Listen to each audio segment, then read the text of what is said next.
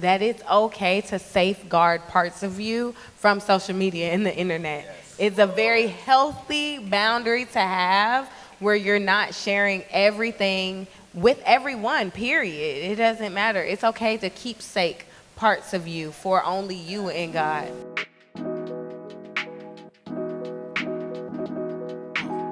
I want people to be enthusiastic about the possibilities and the optimism about change.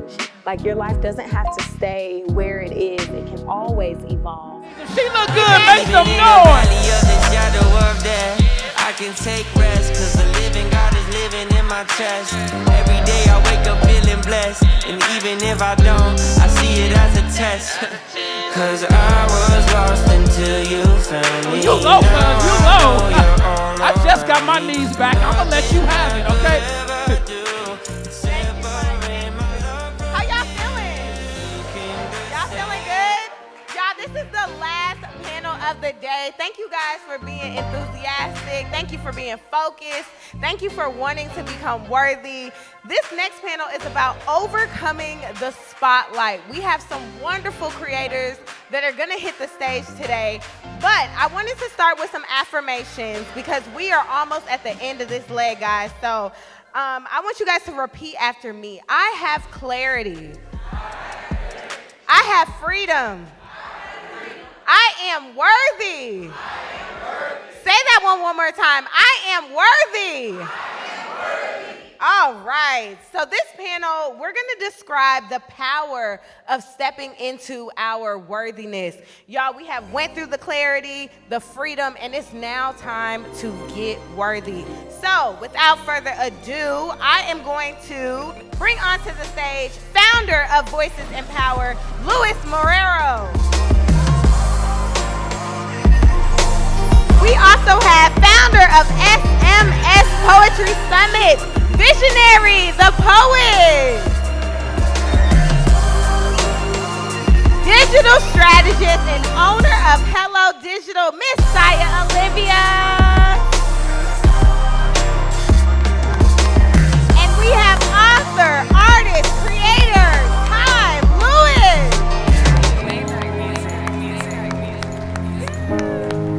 Welcome, welcome, welcome. All right. Believe in us. Yeah. I am so excited to be on the stage with these guys. I am not as creative as y'all, but you know, we working on things. I could dress, I could put on some clothes. That's where my bag is, okay? I ain't got the voices or the artistry, but hey. So, you know, we're talking about getting to worthy, right? And admitting that you are feeling worthless is a gut-punching reality, right? But it's something that is very common, as we've seen today throughout our previous panels and the keynotes, of feeling worthy of certain friendships, relationships, business deals. You know, there is sometimes a point where we don't feel the best in those spaces. And I wanted to give you guys an opportunity today to talk about your individual journeys. And each of you, I've watched you guys online. I'm sure your communities have supported this, that each of you have faced the decision to either move towards your gifts and hold space for your own worthiness or reject it. So I'm going to start off with Ty. As an artist, sharing your art for monetary gain or personal gain is a vulnerable experience, right?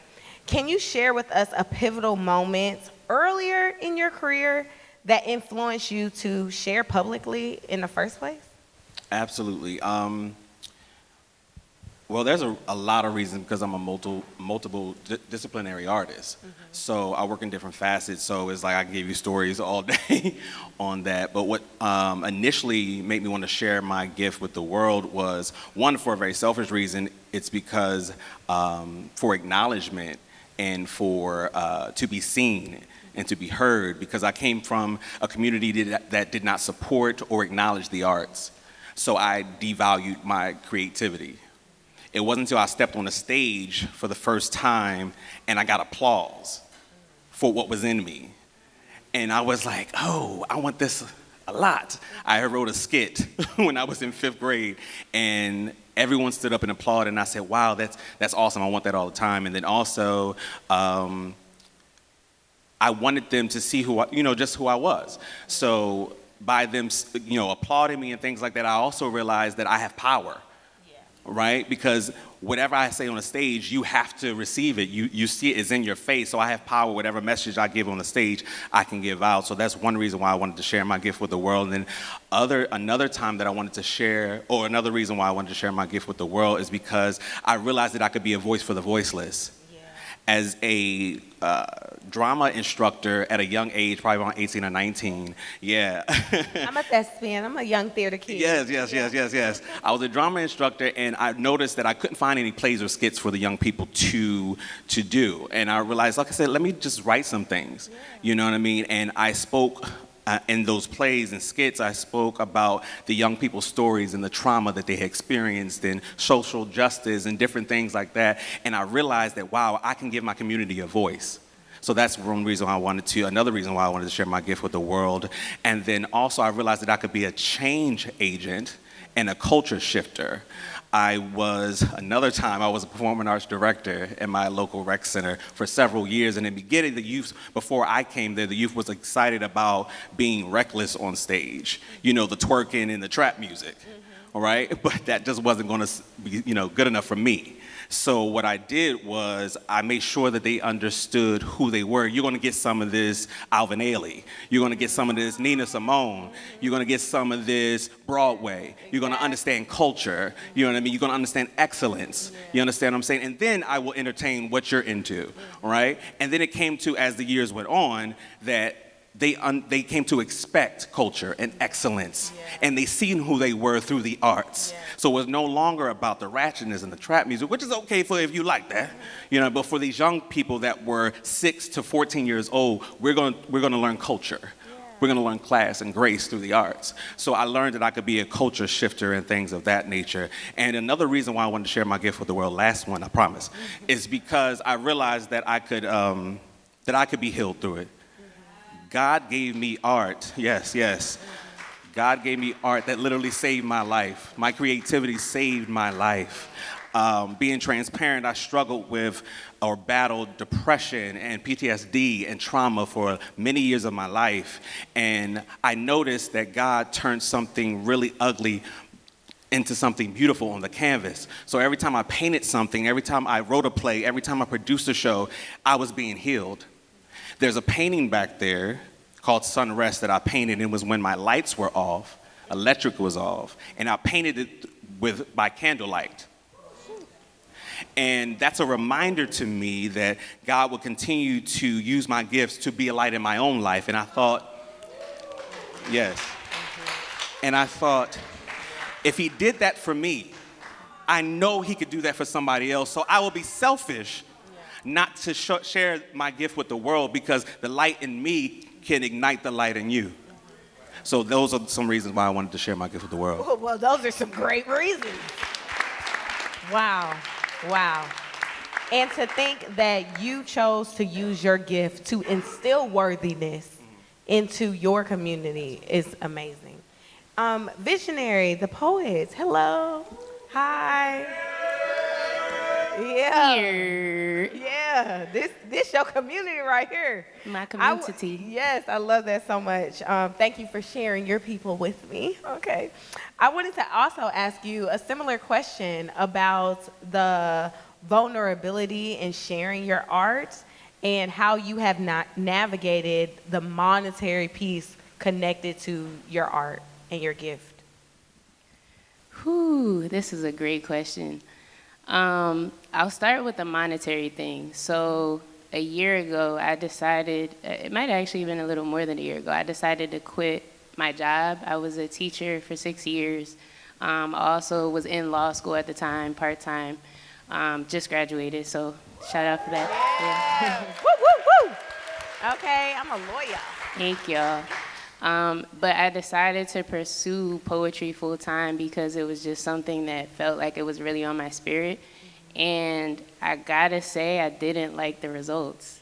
I felt like I was now creating for money. And I lost the passion for it, the love for it. I didn't come home at 12 o'clock, midnight, and start writing just because. It was more like I'm writing because I need a dollar sign. And when my community reached out and they needed me to perform, I'm like, well, this is the amount of money I need to be able to pay my rent, right? So now I can show up for free. I can show up for love. And I think that's important because that's what art is. Like, art is to heal, it is to share, it is to connect with people. And I do think it's important to monetize your craft, but for me, I lost sight of the craft when it became about money. Yeah. Do you have things to add? Go ahead. Yeah, thank you.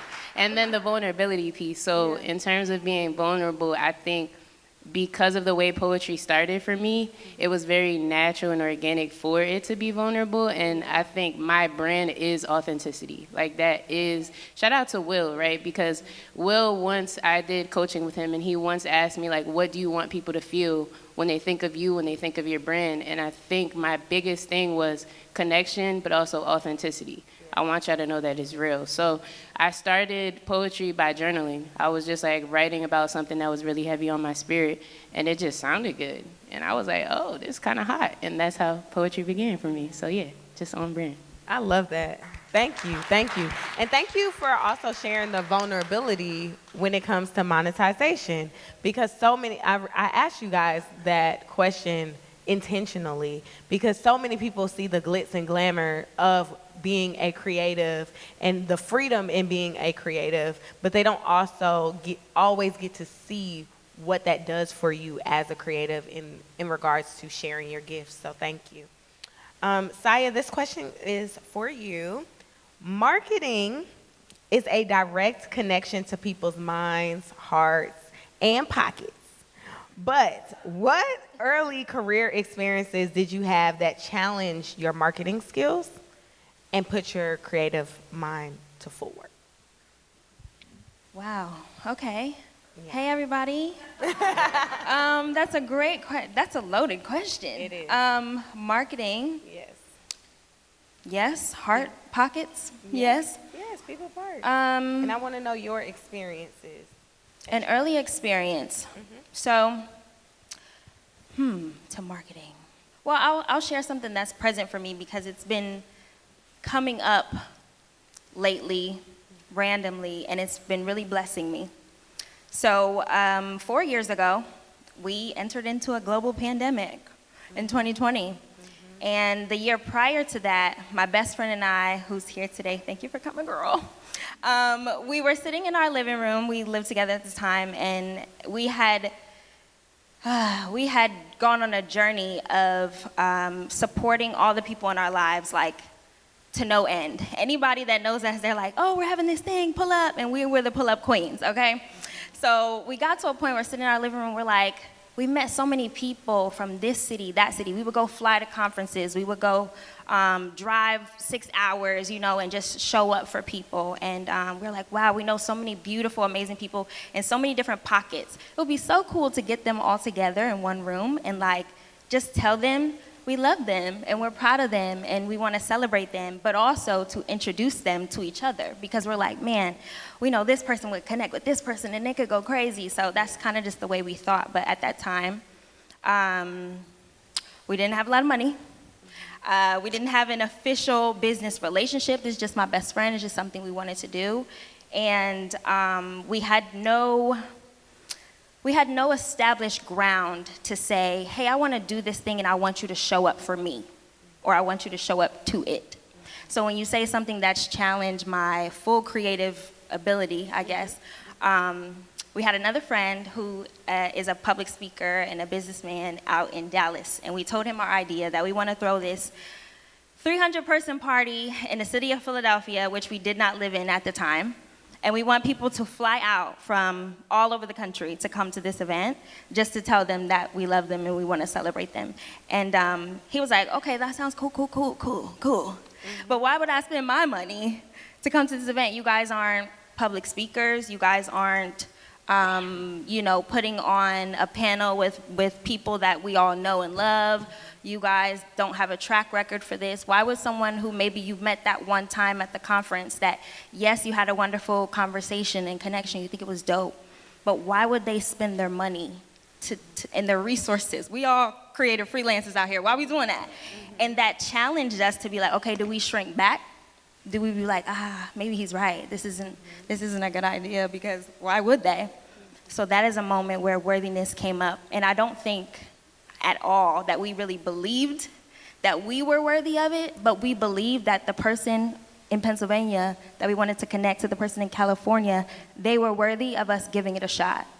So we did a lot. We put our creative minds together before we really knew that we were being so strategic marketing-wise. We were getting earned media. We were creating FOMO. We were creating a marketing campaign. We were shooting the campaign in our living room on our iPhones. We were getting sponsors. We were doing all this stuff. And by the end of it, we actually got 200 people to come out to the city of Philadelphia in a snowstorm. Okay. 200 people? Yes. 200 people, that's so dope. In a snowstorm in January of 2020, before we knew the world was shutting down. Yeah.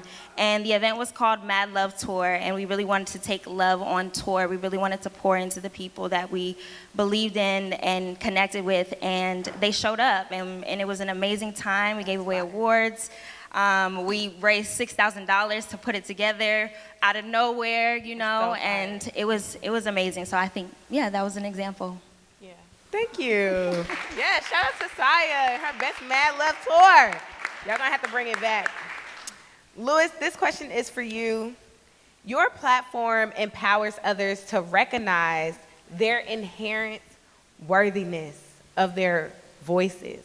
Can you delve into your personal journey of self-worth and how it intersects with your mission to amplify the voices of others?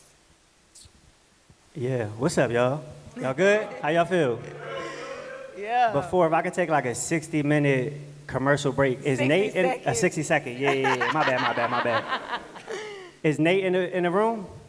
Good. Look, I want everyone to love on Nate today, extremely beyond what even feels the extreme of what today is, because doing something like this is not easy, and this is special.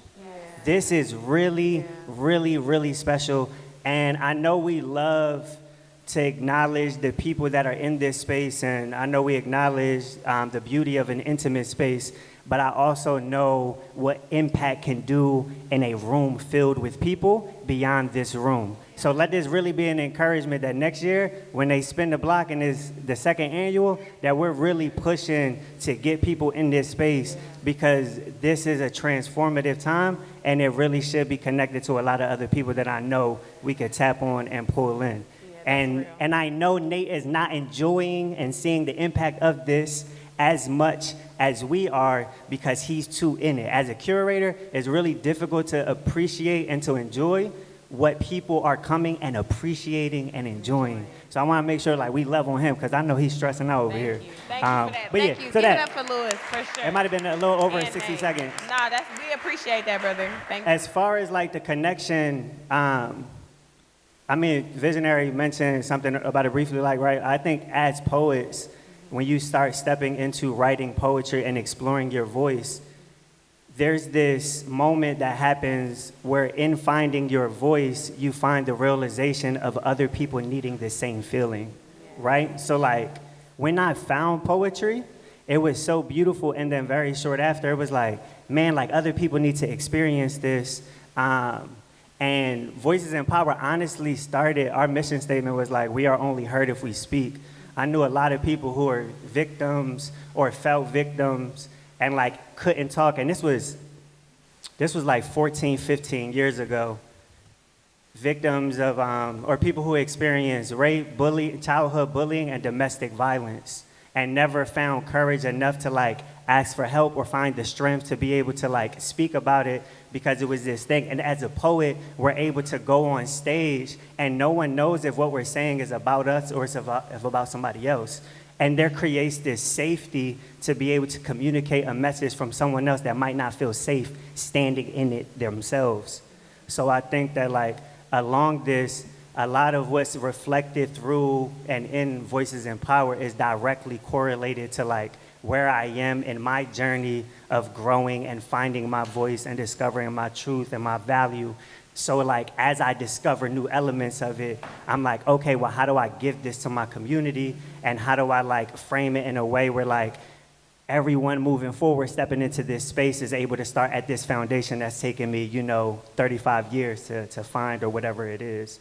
So I mean, there's always, so if like you start getting email blasts from Voice and Power and they talk about mental and emotional health, it's because I'm on the other side of the email like, man, this is what it is. But I believe that in a community, there's not just the beauty of sharing the celebration, right? Like there's also the beauty of like being vulnerable and transparent and understanding that there's struggles.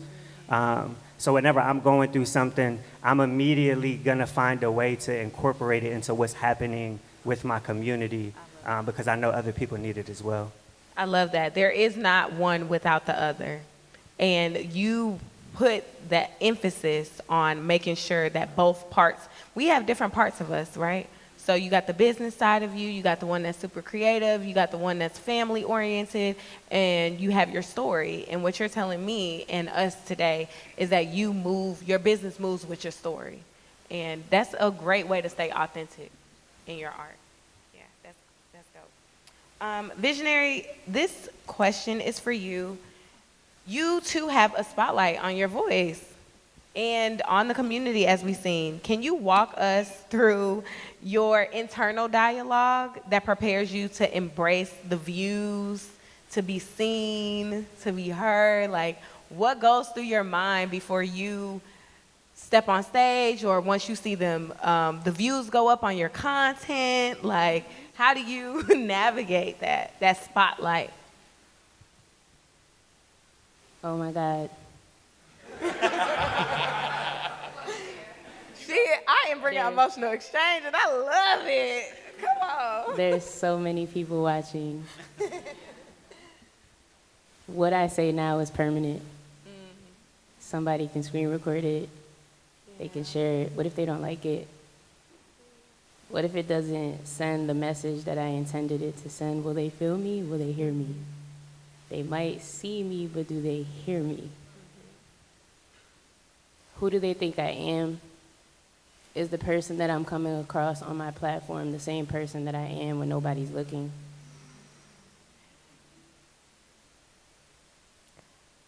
I kind of like the spotlight. Am I confident because I know who I am, or am I confident because they tell me who I am?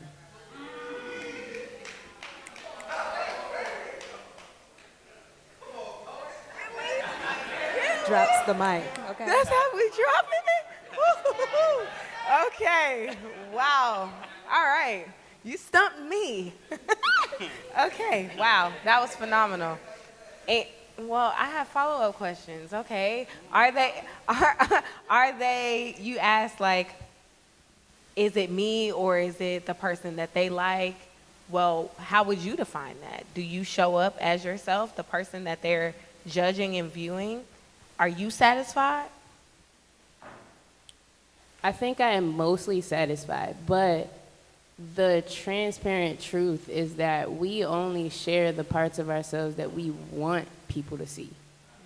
So when I'm having a bad moment, or when I'm not showing up the way that I would like to show up, and then I have to sit there and think about the decision I made, or the thing I said, or the person I hurt, I'm not showing y'all that on social media, right? And I'm usually not writing about it either, because what resonates more with me is how people have hurt me, not how I have hurt them, right? So I think to an extent, yes, I try to be as transparent as possible. I also do this a lot. Like, I tell people on my platforms, I'm at 50K now, and I tell people, like, y'all. Yes, give it up. That takes a lot of work.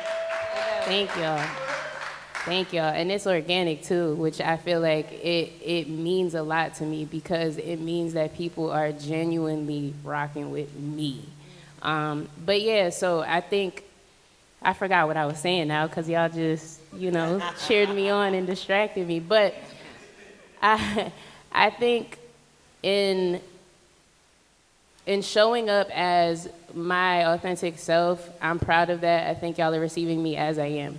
But I also know that there's a side of me that y'all don't see, and so when people are like fangirling over me, as they sometimes do, they're not realizing that there's more to me, and that makes me nervous, because now it's like when I'm showing up in real life, like, do you like me still? Do you like me with my flaws? So yeah. Thank you. I know that journey is not easy, being able to continuously put yourself out there. And I would like to just remind everybody in the room that it's okay to safeguard parts of you from social media and the internet. Yes. It's a very healthy boundary to have where you're not sharing everything with everyone, period. It doesn't matter. It's okay to keepsake parts of you for only you and God, and that's okay. So, thank you. All right. Ty, this question is for you. There are people here who are good at many things, like yourself. You're a multifaceted creator with balancing multiple avenues at once. Do you sometimes feel overwhelmed by the balance of all the pieces? And if so, how do you navigate overwhelm? All right. One, it is very overwhelming. To be working in several different lanes, especially when you don't know who you are, whose you are, and the value of what's inside of you. So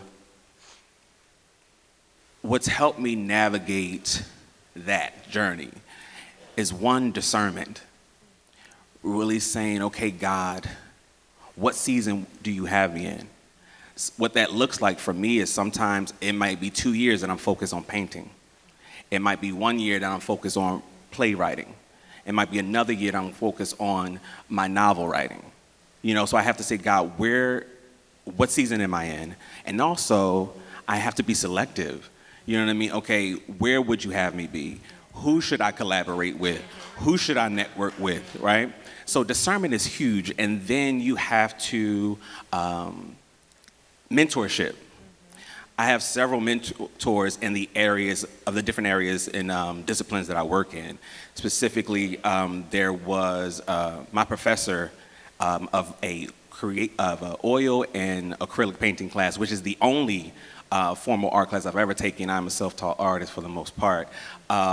She told me, hey, Ty, you need to go ahead. It's time for you to go into the art game and start selling your art and things like that. And I was so nervous about putting a price on it. And she said, no, you need to value what you have, you know what I mean, and put a price on it. And so she encouraged me in that way to jump into the market. And then I had another mentor who said, okay, Ty, she encouraged me to go to my first art show. She's like, you got to get there. You got to show up for yourself. You got to share what other people have for you. So you need mentors who see you for who you are and value who you are. And that will help you navigate that journey of just seeing your worth. So along with discernment and mentorship, you simply have to understand your value.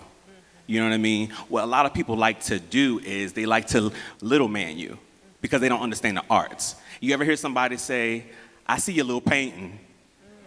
I see your little show. That business is real cute. You know what I mean? Little this and little that, right? But you have to understand that for me, my story is valuable. My story is in my art. You can't belittle that. You know what I mean? It's valuable. You know what I mean? So what I had to learn in valuing myself is to, and this is for the creatives out here as well, is never bring your talent and your creativity in a room when you're expected to be the accent piece when you're really the centerpiece. So I had to learn that for myself. So you have to learn your value. You have to get mentorship, and you have to discern to see what season you're in. Yes, thank you. Those are great ways to find balance. Great ways to find balance. Syed, I'm actually going to ask you a similar question about being multifaceted, managing and balancing multiple avenues, not only as, as a mom, as a digital strategist, like working with several clients at a time, how do you manage balancing all of these different parts of you, and how do you navigate overwhelm? Yes. Sometimes I do balance and sometimes I don't. And learning that that's okay, you know, that's a big key to it. But also, I think I do a couple of strategic things better now than I did before, which is I keep people around me that push me into purpose. And that's really, really important. I think every single one of y'all that are in here, because I value it so much. When I used to look at being multifaceted as a burden and unfair. I used to literally pray to God, like, why didn't you just make me a baker? Like, let me make cupcakes all day. You know, like, what is my thing? I wanted to have a thing. And I feel like I'm one of those beautifully blessed people that have many things, many gifts and talents. And when you stop running from that, you come into acceptance, and then you get some tools. So keeping people that push me into purpose is, I may say a thing, I may say a dream, I may say an idea, I may express, I want to try this, I want to start that, I want to launch that. And I keep the people around that hear me, that see me as big as I am. And when I'm going in one direction, they be like, hey, what about that thing? You said you was going to do, you still going to do that thing, you know? And that's so important. I feel like being a person that it feels like you're all over the place, you need people to kind of, someone said earlier, guardrails, to just bring you back, like, hey, this is also you. Let me be a mirror to you. Those people that push me into purpose, they're also mirrors for me. Remember when you said that thing? Or I see that in you and you're ignoring it, you know? So I keep people around like that. And I also surrender my will for my life to God's will for my life. And you have to do that over and over and over again. You have to get comfortable with that. You have to get uncomfortable to get comfortable in that. And it gets easier. Anybody who's experiencing, like, I have a plan, I have a vision, but I also feel like there's something pulling me somewhere else, please surrender as soon as possible. Your life will get better. Your gifts will come with ease. The people that you need to push you into purpose or to add to the thing will come find you with ease the moment you surrender. So I do a lot of surrendering, a lot of crying. And then I just go forward in whatever's pulling me at the moment, whatever God's telling me to do. And I allow myself to do that in whatever measure it is at the moment. So, yeah. I love that. I love that. That is beautiful.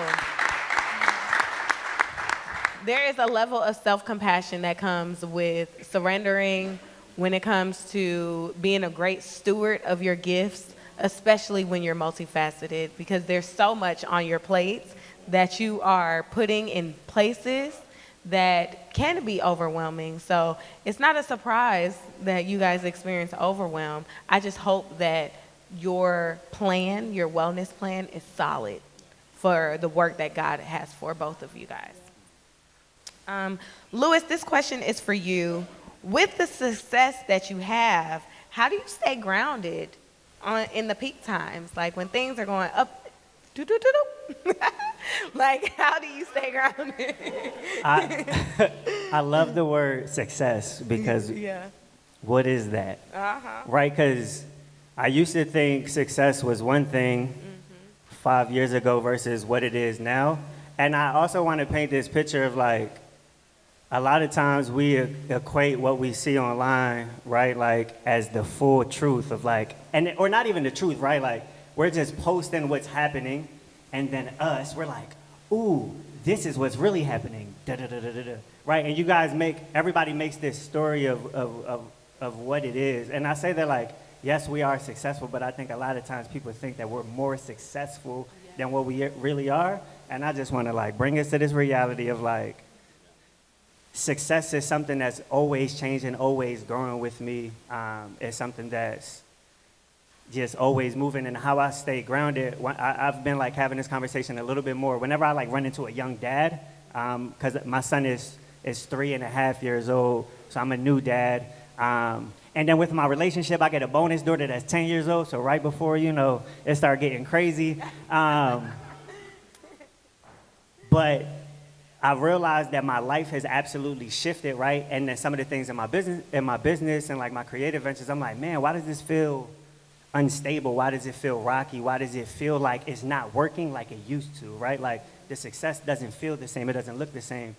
And then I realized that my entire life has shifted, but I didn't allow my life to shift with it, right? Like I now have a family, I now have children, I now have to think about legacy and how much I was pouring into this community of people that I love, right? That I once brushed shoulders with a stranger that's now family to me.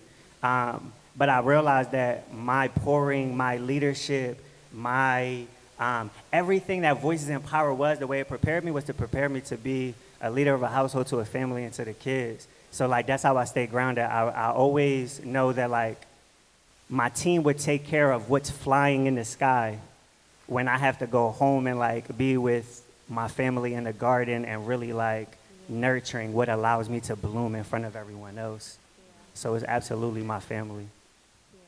I love that. And thank you for redefining what success is. As we talked about everybody today on the panel, it was very much individual. Yeah, because we got this large following, and people are always coming up thinking like we're this giant organization. I'm like, bro, it's me on a laptop in my dining room table. Like, that's it. I don't know what organization, like, and again, we're successful, but I think that sometimes we equate success with the look of it and not like what's underneath the dirt of everything, right?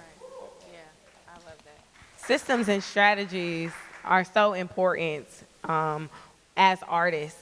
They don't really, you have a gift. You're not necessarily prepared to run a business with that gift. And that just is a whole different arena. So thank you. Visionary, I also wanted to ask you, managing poetry and law school and just being yourself, like has there been a season, I don't know, recently or that where you felt like things weren't adding up despite the light that was shining your way? Wait, can you say the last part of that question? I was distracted by my brother.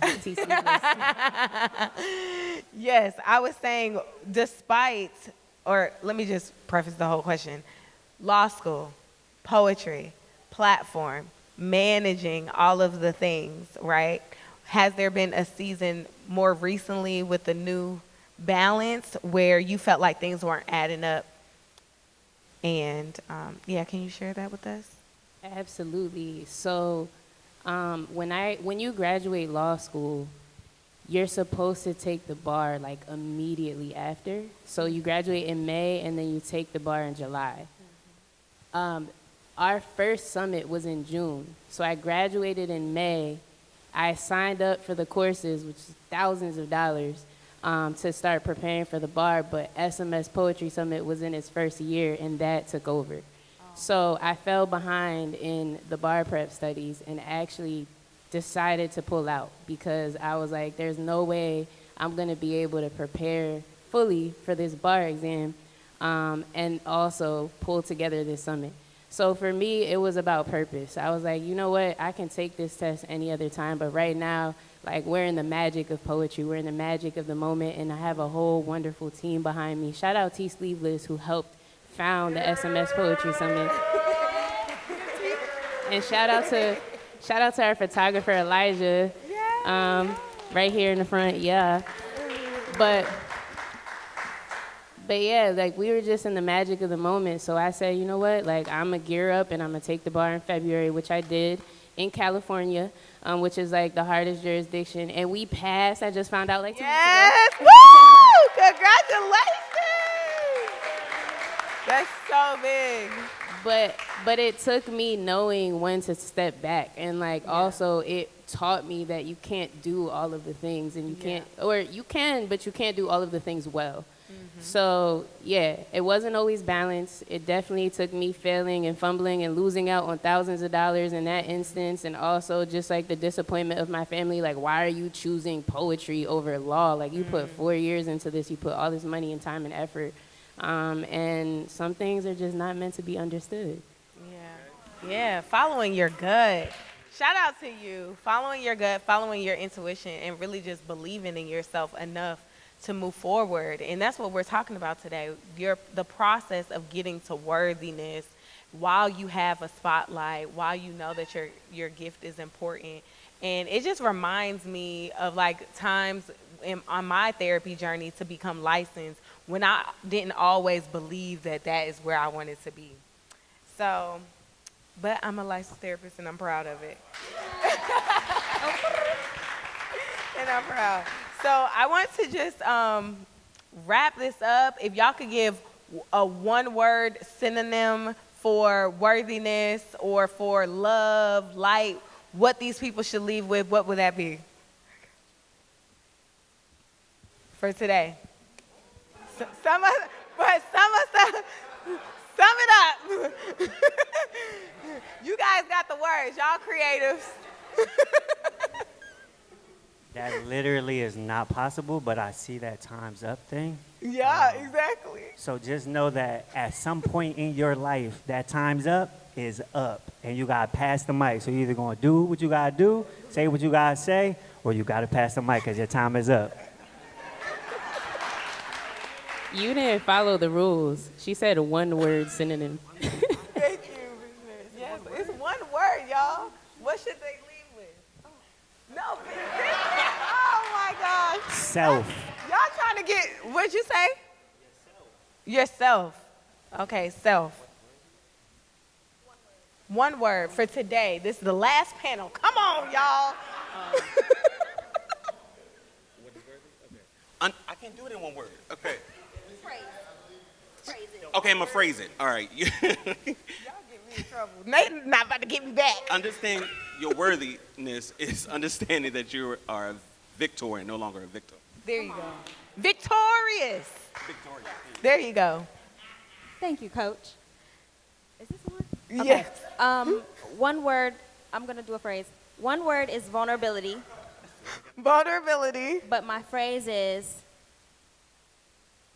oh, I just had it. I'm so sorry. Come on. We'll wait for you. This is God. Yes, God. This is God. He's saying patience. He said one y'all. word. It's vulnerability. Vulnerability. Okay. God. God, period. Give it up for the creators panel, everybody.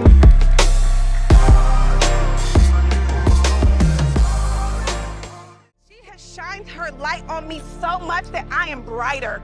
And I wanted to share that with you guys. When I say this woman has made me the woman that I am and has given me the confidence for me to stand in my own too, this is the one, okay? So I'm gonna let her introduce herself.